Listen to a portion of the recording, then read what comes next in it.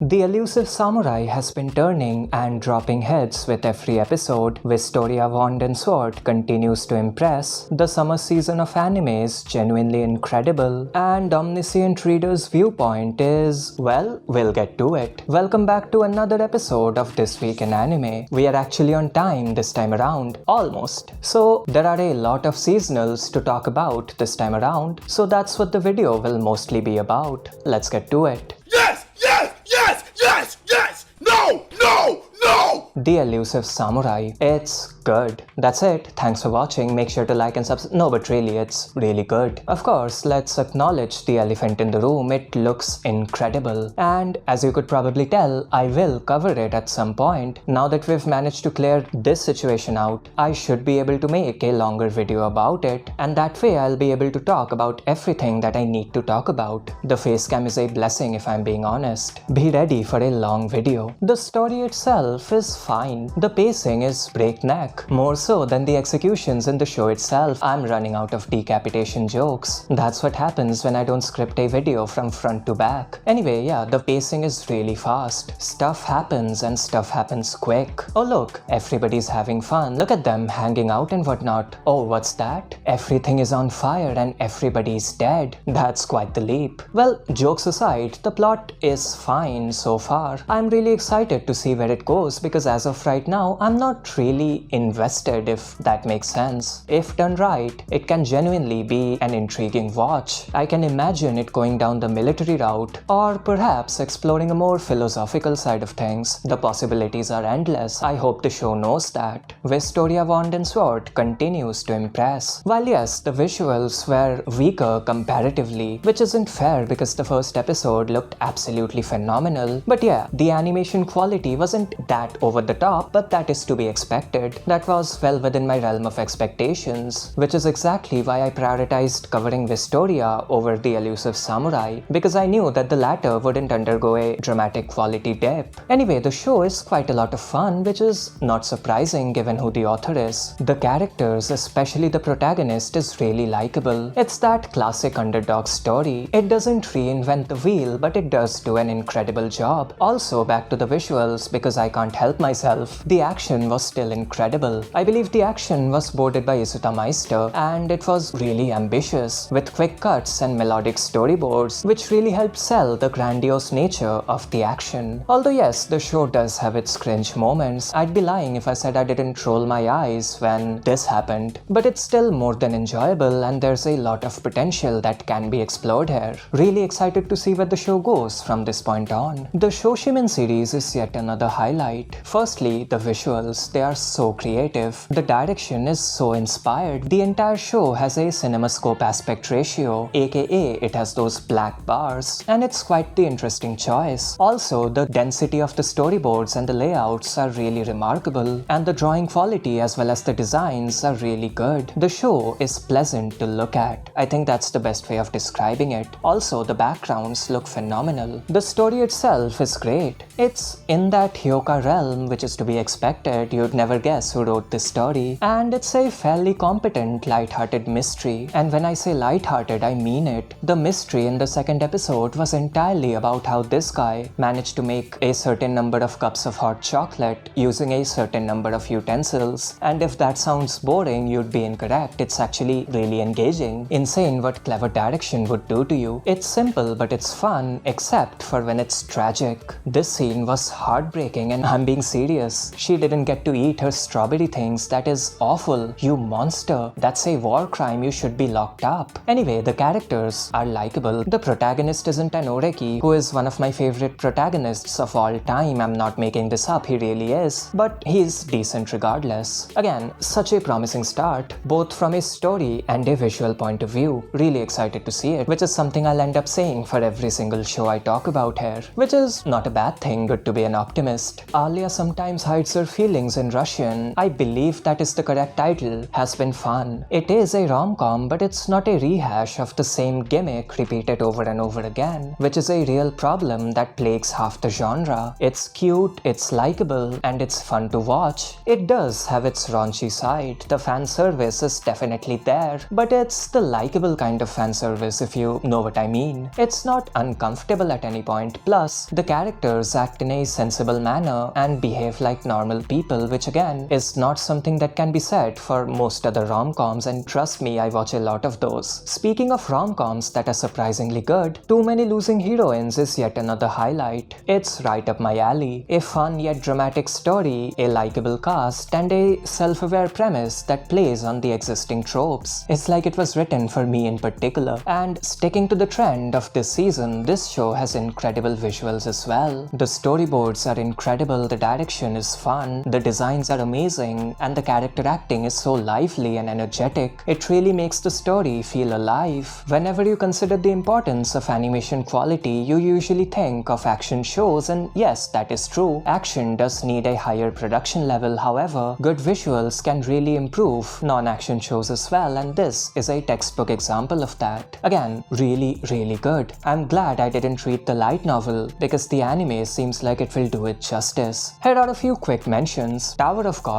Season 2, a show I didn't remember much about and naturally didn't expect much from, but it's genuinely fun, although I am worried that it will go down the overly edgy route. I hope it doesn't, but all signs say that it will, and that's concerning. But let me enjoy it while I can. Nokotan is about as stupid as you'd expect it to be, and that's praise. It's absolutely brilliant. How does one think of this? I'd love to know the amount of drugs that were consumed during the making of the show. And finally, we have Days with My Stepsister, a show I have raved about in the past on multiple occasions because it's just that good. It seems like the team will continue with the serious, well-directed approach that the first episode had, and that's incredible. The light novel is not what you'd expect it to be, and the anime does a perfect job of highlighting the positives. Again, as always, I really recommend that you check it out. It's extremely good. I woke up Chris Breezy. I don't really have much to talk about in this section. A remake of the Ranma project was announced with Studio MAPPA at the helm, and it looks fine. I know a lot of people will be like, oh, the old anime aesthetic was so much better, but I never understood that point of view. I have never been a subscriber to the old anime's superior mindset. I genuinely enjoy the way modern anime looks, and I feel like the remake does an incredible job of presenting that style, although I haven't read the manga, in case you couldn't tell. Main character syndrome describes the lens through which a person sees themselves. Omniscient Reader's Viewpoint, the manhwa that will receive an anime adaptation at some point. Now, first things first, I know that this gets hit with the solo leveling comparisons all the time, and I can see why. Although, most think that it's better, but that's not the case with me. I don't think it's better or worse than solo leveling. I think both have their charms. Although again, I did read the manhwa, not the novel, which according to many is better. The pacing is really fast. Stuff keeps happening without a break.